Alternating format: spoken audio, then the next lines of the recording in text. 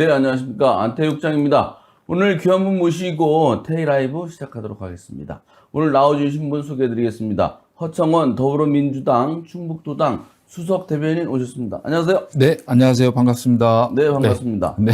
그 대성동 스튜디오에 네. 맨 처음으로 깜짝 방문해 주셔가지고 네. 반가웠는데 네. 또 오늘 이렇게 스튜디오에 모시게 되어서 영광입니다. 제가 영광입니다. 네. 대성동 시대를 연 것을 축하드립니다. 네, 반갑습니다. 네. 감사하고요. 네. 네. 바쁘시죠? 많이 사무실이 바쁩니다. 민주당, 도당, 율량동? 예. 그 앞에 사무실을 두신 거죠? 예, 맞습니다. 요즘 어떻게 지내고 계십니까? 요즘 지역 주민들도 만나고 또 당의 어른들도 만나고 그리고 지역에서 또 필요한 것이 무엇인가 이런 부분들에 대해서 좀 연구하고 다니면서 좀 바쁘게 지내고 있습니다. 글쎄, 요새 이제 총선을 앞두고 있어서 여러 활동을 하시는 정치인들이 상당히 많아서요. 네, 맞습니다. 또 요즘 민주당의 상황들이 막 격동하고 있어가지고 오늘 아주 여쭤볼 게 많아요. 네. 차분하게 여쭤보도록 하겠습니다. 이제 먼저 이재명 당대표가 단식을 한 지 며칠이 지났습니다. 네. TV에 보니까 이제 많이 수척해지셨더라고요. 네. 그래서 당 안팎의 분위기는 좀 어떤지 이재명 당대표의 그 단식 투쟁의 효과라고 할까요? 어떤 상황입니까? 지금 어쨌든 윤석열 정부가 민생에 반하는 어떤 행동들을 많이 하고 있잖아요. 그리고 국민들의 정서하고는 동떨어진. 사실은 지금 우리나라가 어디로 어떻게 가야 된다라는 이야기는 윤석열 정부에서 하고 있지 않거든요. 저는 가장 큰 문제가 인구 감소라든가 기후위기라든가 경제대책 어떻게 갈 것인지 그리고 소상공인들이 어려워하는 부분들 사실은 이런 부분들에 대해서 정부가 어떤 비전을 제시하고 정책을 끌고 나가야 되는데 윤석열 정부에서는 사실 그런 게 지금 없어요. 오직 갈라치기 그리고 국민과 싸움을 하려는 그런 부분들. 그래서 과반수가 넘는 야당이지만 야당으로서 정책을 입안하고 추진하는 것은 정부에서 하는 거기 때문에 그것을 견제하고 제지할 수는 있지만 지금처럼 막무가내로 나가는 정권에 있어서는 거대 야당이지만 제지할 수 있는 방법이 한계가 있는 거거든요. 그런 상황에 이재명 대표가 이제 단식을 시작한 거고요.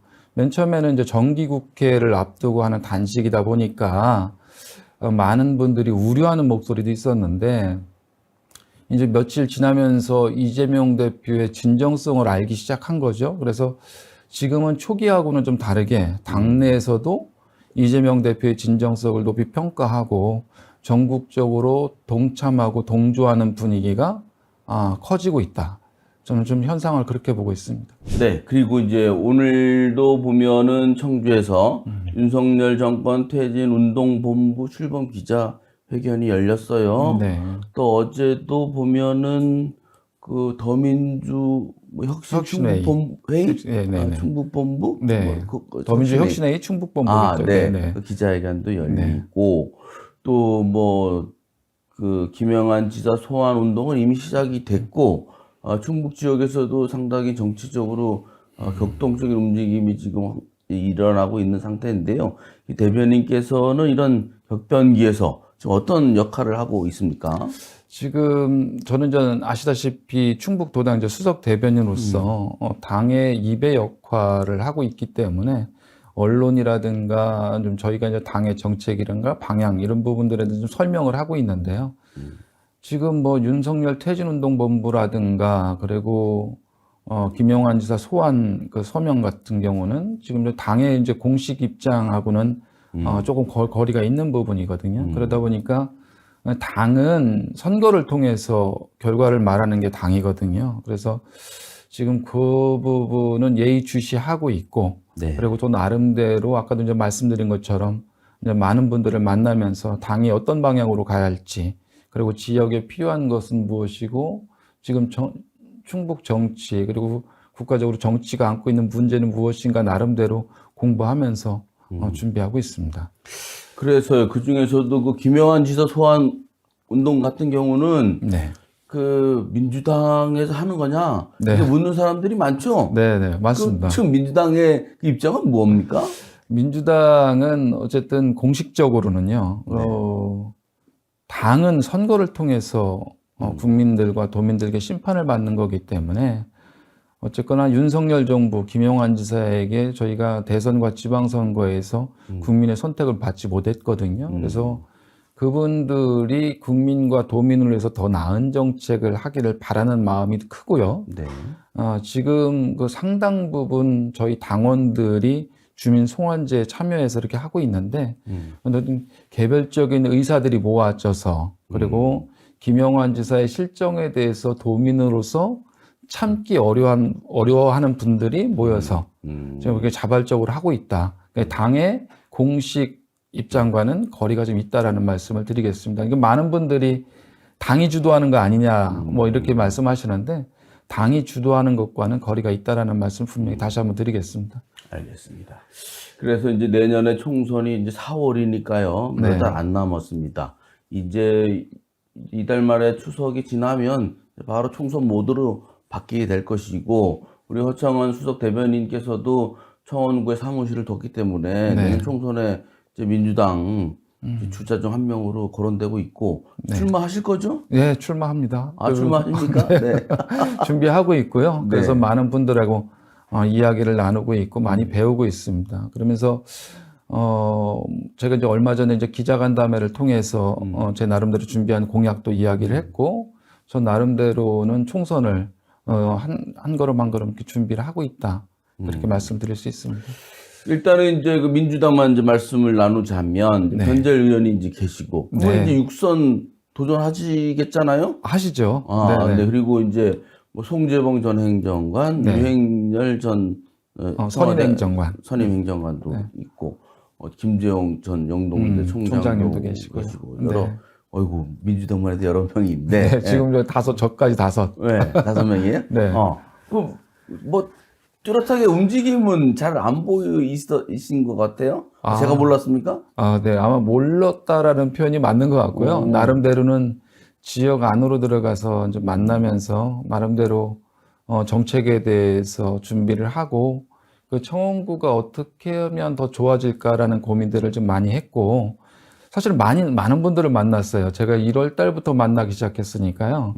아마 여기 우리 국장님 레이더에는 포착이 안 돼서 그랬지, 아마 제일 많은 분들을 만난 사람 중에 하나지 않을까? 그 정도로 지역에서는 많이 움직이고 있습니다. 그 변재일 의원께서도 이제 육선에 도전하는, 어쨌든 뭐 경쟁하시는 분들이라든가 세대 교체를 요구하는 분들은 이제 그만하시면 좋을 텐데라고 말씀하시는 분도 있지만, 본인께서는 어쨌든 그 정치 경력이 탁월하시고 또 그렇게 육선하면 국회의장도 할 수 있고 하는데, 그렇게 해서 새로운 그런 정치의 길을 만들어 가고 싶다. 또 이재명 당대표하고도 가깝잖아요. 뭐 그런 정치 거목하고 경쟁해서 승리할 수 있는 어떤 장점, 우리 수석 대변인은 뭘로 갖고 계십니까? 저는 도의회 때부터, 도의원 시절부터요. 그러니까 늘 정책을 이야기를 했어요. 그래서 그 당시에 이시중 지사님과도 정책을 가지고, 대안을 가지고 늘 이야기를 했거든요. 그러니까 정치는 그 정책과 대안을 가지고서 이야기를 해야 된다라고 생각을 하기 때문에, 변재일 의원님은 당내 큰 자산이십니다. 어른이시고 많은 일을 하셨고, 우리들이 알지 못하는 부분까지 속속들이 지역으로 해서 굉장히 많은 일들을 하셨어요. 그래서 저희들이 변재일 의원님의 역량을 넘어가는 거는 사실 조금 쉽지 않습니다. 다만 저희들이 갖고 있는 경쟁력은 이제 젊은 패기거든요. 그러니까 변재일 의원님이 많은 경험과 실력이 있다면, 이제는 또 새로운 시대에 맞는 리더십이 필요하고 젊은 패기들이 필요하기 때문에 그렇게 저희들은 움직인다라고 좀 생각을 하고 있고요. 그리고 변재일 의원님이 지역으로 해서 많은 공약들을 이행을 하셨고 그 성과를 내셨는데, 저는 이제 지역을, 청원구를 이제 3개 지역으로 이제 크게 여러 가지 공약 중에 한 3개에 이제 크게 이제 분류를 해서, 이 내덕우암 율량 사천이 갖고 있는 어려운 부분들, 그리고 청주공항을 중심으로 해서 오근장, 내수, 부기가 갖고 있는 어려움들, 그리고 오창이라는 그 산업단지, 그 기업들 위주의 성장 전략을 쓰고 있는 그 오창에서 과연 지역 주민들에게 가야 할 혜택과 정책은 무엇인가라는 그런 큰 세 가지의 그 나름대로 정책을 준비해서 하고 있는데요. 정책 선거하기 위해서 일단은 얼마 전에 말씀드린 것처럼 이제 기자간담회를 통해서 청주 농고 이전 문제를 제가 이제 처음으로다가 내도구암, 율량, 사천동 구도심권에 대해서 균형 발전을 깨야겠다라는 것으로 농고 이전 공약을 걸었는데요. 지금 이렇게 하나하나 정책을 통해서 저에 대해서 지역 주민들의 평가를 받겠다. 네. 제가 도의원 때부터 늘 주장해왔던 것이 정책 선거거든요. 그거는 제 나름대로 남들이 알아주던 못 알아주던 제 걸음대로 속도대로 지금 가고 있다. 그래서 지금 그 농고 이전 공약을 하고 났더니 이제 많은 분들이 의견들을 주셔요. 그 부분에 대해서 적합한 공약이다. 아니면 이제 농고 출신들은 아무래도 113년의 전통이 있는 학교니까 좀 잘못된 공약이 아니냐라고 좀 말씀하시는 분들도 있는데 그런 부분들을 이제 정책을 통해서 제 이야기를 이제 하고 있는 겁니다. 알겠습니다. 농고 이전에 관련된 말씀은 좀 이따가 네. 더 자세하게 여쭤보도록 하겠습니다. 그래서 이제 그럼 여당 얘기를 좀 하자면 네. 그러면 이제 여당도 꽤 많이 도전자가 있는 거로 보여요. 네. 가장 강력한 경쟁자다라고 네. 생각하는 분은 어떤 분입니까? 저는 거기에 이제 김수민 당협위원장님도 계시고 그리고 청주대 김원일 교수도 있고 네. 그리고 청주시 기업인협의회장 김성겸 회장님도 계시고 네. 또 지금 공식적으로 나타나지 않았지만 또 한 분 계시고 또 한 분 계시는데 그 서승우 대통령실 비서관 네. 그분도 이제 계속 거론되는 거죠. 네네네. 거기도 있고 또 있는데 거기도 제가 보기에는 자천 타천 5분 되는 것 같아요. 아, 네. 네, 그래서 제가 파악한 거로는 저희 그쪽에서 5대5 한 10명 단체전을 할 수도 없고 그러니까 10명 정도가 거론되는데 김수민 위원장님한테는 죄송하지만 결국은 허창원, 서승우 게임이 되지 않을까? 저는 그렇게 보고 있습니다. 그 서승우 비서관이 뭐 움직임이 없겠죠? 아직은 공직자라? 그냥 공직자라 아직은 없는데 결국은 큰 흐름 속에서 그렇게 가지 않을까 보고 있습니다. 나머지 8명이 좀 서운해하겠는데 여야가다. 저 바람이니까요. 알겠습니다. 네네. 그래서요. 그래 총선이 내년인데 지금 뭐 여론의 흐름을 사실 잘 모르겠어요. 네. 대통령 지지율은 뭐 30%에서 왔다 갔다 하는 것 같고 민주당은 당대표가 단식을 한댔는데도 뭐 여론조사 결과가 뭐 내려간다는 것도 있고 국민의힘이 더 높다는 것도 있고 뭐 최근에 또 민주당이 자체 여론조사 됐다면서요? 뭐 그렇다는 것도 있는데 뭐 그거는 자기들끼리만 아니까 내용은 잘 모르겠고. 네. 그래서 내년 4월 총선을 하면 어떻게 될 것 같습니까? 민주당 승리할 것 같아요? 저는 과반수는 민주당이 과반수 이상으로 승리는 할 것 같아요. 어려움은 굉장히 있겠지만 사실은 선거라는 게 지금 민주당, 국민의힘 한 약 30%씩은 고정층이 있는 거거든요. 결국은 40%의 중도층을 누가 흡수하느냐에 따라서 선거 결과가 나오는 거 아니에요? 그러나 그 40%가 사실은 윤석열 정부가 하고 있는 그 정부 운영에 대해서 굉장한 불만을 갖고 있거든요, 사실은. 그러나 민주당에 또 그 믿음을 주자니 민주당도 좀 미흡한 것 같고, 그러나 내년 선거는 윤석열 정부의 중간 평가가 될 것이다라고 보기 때문에 결국은 윤석열 정부의 독주보다는 견제 세력이 필요하지 않겠는가라는 국민들의 판단이 저는 올 것이라고 보고, 지금은 양쪽 당이 국민들의 신뢰를 받고 있지 못하지만 결국 선거 때가 되면 민주당이 국민들의 선택을 더 많이 받아서 과반수는 확보할 것이다. 그래서 최소한의 윤석열 정부의 독주에 대해서는 견제할 수 있는 힘을 국민들이 줄 것이다. 저는 그렇게 보고 있습니다. 특히 이제 그 청원구 같은 경우는 역대로 네. 이제 뭐 민주당의 그 지지세가 굉장히 강한 지역이지 않습니까? 네. 그래서 뭐 한간에서는 본선보다 예선이 어렵지 않냐 뭐 이런 얘기 듣는데 어떻게 본선 말고 예선 통과 자신감 있어요?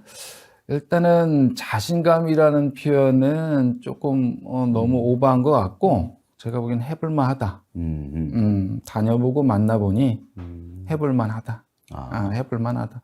그리고 이게 지금 정치가 바뀌어야 되는 것이 저희가 이제 7071년 또래들인데요. 네. 제가 청주시의 민주당 후보 중에 제일 어려요. 그 내년 총선 주자 네네. 중에서요? 쉬운 그래요? 셋 뭐 이런데 그렇습니까? 야 이거 너무 큰일이다. 사실은 국민의힘만 해도 더 이렇게 젊으신 분들이 많은데. 네네. 그러고 나서는 아마 70년대생 후보는 제가 유일하지 않나?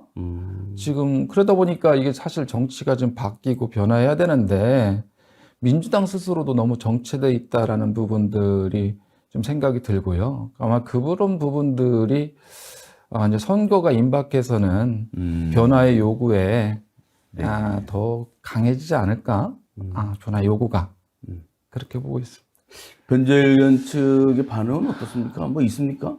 변재일 의원님은 이제 여러 저를 비롯해서 여타 후보들이 사실은 긴장을 안 한다고 볼 수는 없겠죠. 신경은 쓰이시겠죠. 하지만 지금은 그만한 후보들, 그냥 젊은 후배들, 그냥 이 정도로는 좀 생각을 하시겠지만, 이제 정책이 나오고 지역 주민들이 관심을 갖게 되면, 저는 이제 연말이 가면 갈수록 그 변재일 의원님도 상당 부분 신경이 쓰일 것이다.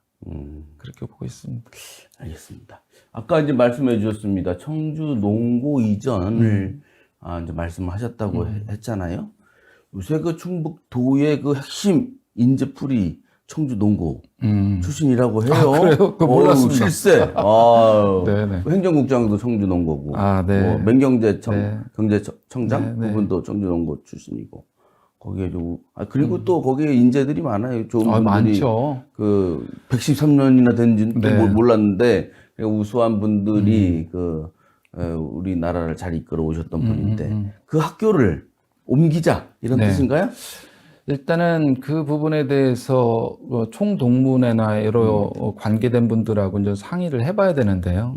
저희 생각을 먼저 이야기를 한 거죠. 네. 그분들을 원래 제 스타일은 한 분 한 분 만나서 설득하고 천천히 가는 게 제 스타일인데 이 선거를 앞두고 그분들을 그렇게 설득하고 한 분 한 분 만나면서 가는 그 과정이 너무 긴 거예요. 그러니까 저의 생각을 먼저 이야기했는데 결국은 학교 교실에서 만약에 이제 이쪽에서 싹 떠들면 선생님이 한 친구를 조용하게 시키려면 저쪽에서 떠드는데 종을 한번 치잖아요. 그런 것처럼 제가 좀 이목을 좀 집중하기 위해서 먼저 기자간담회를 했다는 말씀을 드리고 청구를 이렇게 보면 청구에 아까 그 세 가지를 제가 이제 크게 공약으로 갈 것인데 첫 번째 이제 내도구암 율량 사천동 구도심권에 대한 균형 발전이 저는 너무 느리다라고 보는 거예요. 네. 결국은 균형 발전을 통해서 전국 국토가 잘 살 수 있도록 만들어주는 것도 정부의 역할이고 이 지역에서 정치인이 그러한 역할을 해야 되는 것도 저는 지역 정치인의 역할이다라고 보는데 청주 농고는 면적을 보면 6만 1,400평 정도 돼요. 6만 1,400평. 6만 평. 엄청난데요. 엄청나죠. 그러니까 흔히들 그냥 아파트 짓는 사람들이 이야기하면 5천 세대를 질 수 있다고 그래요. 그러면 거기 그러면 금액으로 따지면 한 2조 사업비가 된다. 이 정도로 넘는데 얼마 전에 복명동 농수산물 시장을 복합 공간으로 만든다는 데가 13,000평이에요. 그래요? 예. 그러니 농고가 차지하는 그 면적은 굉장히 큰데 그러면 저 면적을 활용해서 이 지역을 균형 발전시킬 수 있는 방안이 있다면 그러면 그건 좀 준비를 해봐야 된다라는 생각이 들고 그리고 두 번째 그러면 농고도 좋아야 되잖아요. 그렇죠. 농고만 피해보는 정책은 제가 보기에는 총동문회에서도 반대할 것이고 그러면 총동문회에서 반대하면 사실 이 정책은 끌고 나가기가 어렵다고 보는 건데 그래서 농고에다가 제가 이제 도의회하고 협의해서 농고가 그러면 미래 농업 경쟁력을 갖기 위해서 농고에 있는 시설들을 바꾸게 되면 얼마나 비용이 들어가느냐라고 현 부지에서 물어봤어요. 그랬더니 이 면적이 굉장히 넓다 보니까 건물들이 30년, 40년 되니까 안전상의 문제도 있고 이게 너무 넓은 거예요. 그때만 해도 정원이 굉장히 많았을 때니까. 그러다 보니까 그 리모델링하고 재구조화라는 사업을 하게 되면 그 자체 내에서 하게 되면 비용을 뽑았는데 교육청에서 뽑은 겁니다. 1,020억을 뽑더라고요. 음흠. 근데 AI 바이오 영재고를 오송에 설립하는데 부지비까지 1,030억이에요. 그러면 제가 갖고 있는 생각대로 그럼 농고도 재구조화를 해서 경쟁력을 확보해야 되는데 농고가 갖고 있는 문제점은 뭐냐면 2013년도 농구의 총원이 936명이었어요. 근데 지금 올해 686명으로 줍니다. 30% 가까이 줄었어요.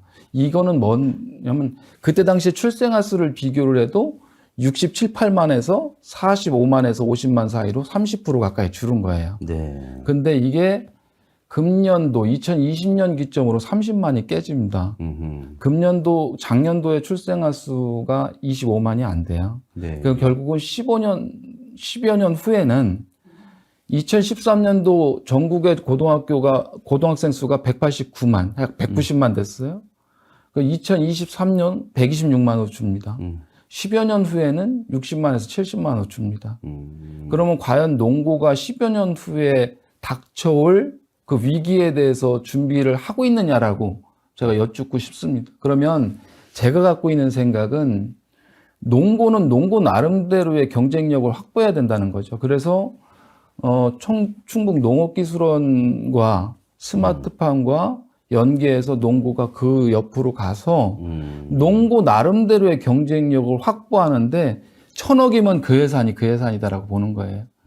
그래서 농고가 갖고 있는 경쟁력을 확보하기 위해서는 그 시너지 효과를 누려야 되는데 그런 부분들이 사실은 농고에서 준비를 하고 있냐라는 부분을 저는 되묻고 싶고요. 사실은 그 역할이 저는 정치인의 역할이라고 보고 만약에 그 지역 주민들을 위해서 그렇게 부지를 활용할 수 있고 농고가 지금부터 준비를 해서 10년간 준비를 한다면 이제 인구가 줄어서 오는 그 농고의 문제점도 저는 충분히 커버할 수 있다고 보는데 이것을 제가 전국 단위의 사례를 보다 보니까 한국미래농업고등학교라고 경북 상주에 작년에 이런 학교를 신설했더라고요. 네. 그래서 미래첨단 농고가 갖고 있는 경쟁력이 있는 과로만 이렇게 좀 만들어서 인문계를 농고로다가 전환을 했더라고요. 그래서 그 옆에는 스마트팜 밸리가 있고 경상북도 농업기술원이 그 옆으로 이전을 하더라고요. 그래서 그렇게 해서 농고가 경쟁력을 확보하지 않으면 10여 년 후에 농고는 우리가 생각했던 것보다 상당한 어려움에 처할 수 있기 때문에 지금부터 양쪽을 다 준비를 해나간다면 저는 청원구의 균형 발전을 통해서 그 청원구의 균형 발전이 우리 농고 부지를 통해서 만들어질 수 있다. 그리고 결국은 청주 농고 총동문회에서 뭐 이제 전화도 오시고 막 그래요. 뭐 항의 전화. 저는 그럴 필요 없다 보고 사실 이제 제가 만약에 그 일할 수 있는 위치로 간다면 같이 상의는 할 거예요. 그러나 정말 농고가 직면한 문제에 대해서도 같이 고민을 해봐야 되는 거고 아니면 저는 이런 생각도 들어요. AI 바이오 영재고 이제 새로 만들거든요. 오송국제학교도 만들죠. 네. 오송국제학교도 도교육감하고 도지사님하고 협의해서 이제 국제학교 또 만들어요. 근데 우리가 과연 10여 년 후에 그렇게 학생 수가 주는 부분에 대해서 감안을 했냐는 거지. AI 바이오 영재고가 어떻게 만들어졌습니까? AI 영재고 만들려다가 광주에 뺏겼잖아요. 그러고 나서 궁여지책으로 AI 바이오 영재고 만들었잖아요. 그러니까 사실은 새로운 학교를 만들 것이 아니라 저는 만약에 총동문회였다면 AI 바이오 영재고를 농고를 전환할 수도 있다. 새로운 미래 인재를 농고에서 하고 그러니까 AI 바이오 영재고에서 무엇을 가르치냐라고 보면 뭐 생명공학, 뭐 자연과학인데 결국은 이게 미래 농업이거든요. 바이오라는 것이. 그러면 이런 부분들하고 접목한다면 제가 보기엔 농고도 충분히 경쟁력을 가질 수 있고 지금부터 준비하지 않으면 과연 10여 년 후에 고등학생 수가 6, 70만으로 줄었을 때 그때 가서 준비해서 과연 될 것인가? 라고 봤을 때는 저는 아니다. 지금부터 준비해야 되고 이 화도를 어렵지만은 정치인이 꺼내야 될 것이고 6만 1,400평의 땅에 지역 주민들이 원하는 랜드마크 문화 복합 공간이라든가 의료시설이라든가 이런 부분을 만들어 나간다면 청원구는 굉장히 균형 발전 있게 성장할 수 있는 지역으로 바꿀 수 있다. 아, 그러면 이제 이전한다고 치면 네. 지금 그 농고 자리를 뭘로 하고 싶으시다고요? 그러니까 저는 지역 주민들하고 상의를 해야 돼요. 그러니까 단순히 거주 공간, 아파트 이런 사업이 아니라, 그러니까 지역 주민들이 원하는 문화 복합 공간이 될 수도 있죠. 뭐 일부는 거주 시설도 있을 때고, 의료 시설도 있을 때고, 복합 예술 공간이 될 수도 있고. 사실은 우리가 청주시에서 도시재생에서 선정됐다고 해서 복명동 농수산물 부지 13,000평 얘기하지 않습니까? 어마어마한 땅이에요. 어마어마한 땅입니다. 61,400평이면 우리가 간과해서 그랬지 어마어마한 땅입니다. 그래서 왜 이 이야기를 제가 이렇게 하냐면 제가 도의원 시절부터 지사님께도 그런 말씀을 드렸는데 청주시의 지도를 누가 바꾸고 있냐라는 제가 질문을 한 적이 있어요. 과연 청주시의 지도를 누가 바꾼다고 생각해요? 청주시가 바꾼다고 생각하세요? 아니, 아닙니다. 청주시의 지도를 바꾸는 건 거대 자본과 건설업체예요. 외곽으로다가 손쉽게 그냥 아파트 계속 전화가거든요. 왜 그게 쉽냐면 청주가 대전의 면적이 1.8배입니다. 사람들이 잘 몰라요. 그러니까 외곽으로 나가면 건설업체는 좋아요. 아파트 짓기도 편하고. 그러다 보니까 청주가 균형 있게 성장하지 못하고 그냥 외곽으로만 계속해서 그냥 저기 하는 거예요.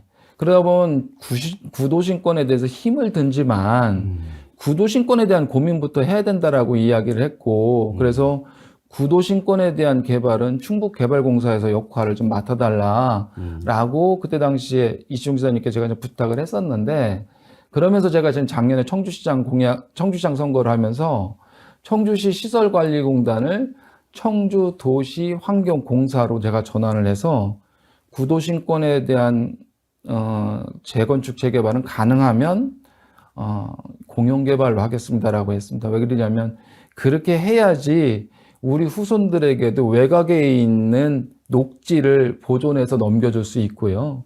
지금 청주시가 우리가 관심이 없어서 그렇지 외곽으로 아파트가 굉장히 많이 들어서잖아요. 그게 사람들이 그냥 건설업체에서 땅 밀고 가면 가는 거예요. 그냥 청주시. 그러니까 구도심권은 계속해서 그 노후화가 심각해진다. 결국은 구도심권에 대한 고민, 그것을 통해서 균형 발전. 이게 제가 도의원 때부터 계속해서 생각했던 것이고 그 부분에 대해서 제 나름대로 생각을 정리해서 공약으로 만드는 것이다. 이렇게 보시면 될 것 같습니다.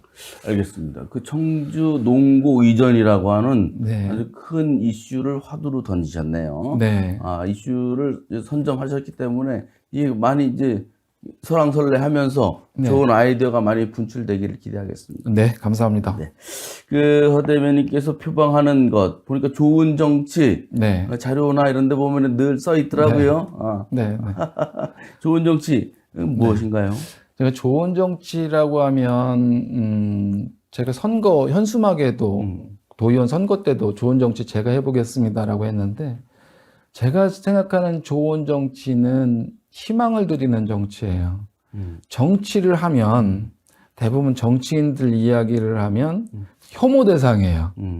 그러나 정치인들을 보고 희망을 느낄 수 있는 거거든. 그런 환경과 그런 정치인이 전 나와야 된다고 생각하는데 그런 정치 문화가 전 좋은 정치라고 생각하는데 그러기 위해서는 사실은 현장의 목소리를 듣는 게 전 첫 번째라고 생각을 하는 거예요. 사실은 교사들 문제도 이번에 뭐 징계를 주니 막 이렇게 했지만 그분들과 정치권에서 진지하게 대화를 해봤냐는 거죠. 그 목소리들을 듣고 그들의 어려움을 정책으로 반영해서 그래도 저 정치인이면 그래도 저 정치인을 만나면 우리들에게 희망이 있다. 결국 정치가 그 역할을 해야 되는 건데 사실은 오히려 국민들의 걱정거리가 정치가 돼버렸잖아요. 그러니까 제가 생각하는 정치는 그래도 허창원이란 사람을 만나면 그 왠지 편안하다. 뭔가 잘 될 것 같고 희망을 느낄 수 있는 그런 정치. 제가 생각하는 좋은 정치는 그런 정치입니다. 알겠습니다. 지금 그 더불어민주당 충북도당의 허창원 수석 대변인하고 이제 말씀을 나누고 있습니다. 좋은 정치 말씀하시고 모처럼 요새 그 참사 전국이고 아주 우울한 얘기만 많이 하고 있어가지고 힘든데 네. 그래도 그 대변인께서 그래도 밝은 정치, 좋은 정치 말씀하시니까 기분은 좀 다시 좀 시원해지는 느낌이 드네요. 네, 감사합니다. 네. 네. 그 추석이 며칠 안 남았습니다. 네. 마지막으로 그 지역구 주민들에게 인사 부탁드리겠습니다. 네. 올 여름은 참 굉장히 더웠습니다. 덥고 힘든 여름이었습니다. 그리고 지역에 어려운 일도 많아서 굉장히 어려움을 많이 겪고 계신 분들도 많은데요. 어쨌든 이제 막바지 더위에 건강 조심하시고요. 이번 달에는 추석 명절이 있습니다. 추석 명절만이라도 가족분들과 주위 분들과 행복한 그런 날 되시기를 진심으로 기원하겠습니다. 감사합니다. 네, 고맙습니다. 바쁜데 나오셔서 고맙습니다. 감사합니다. 네.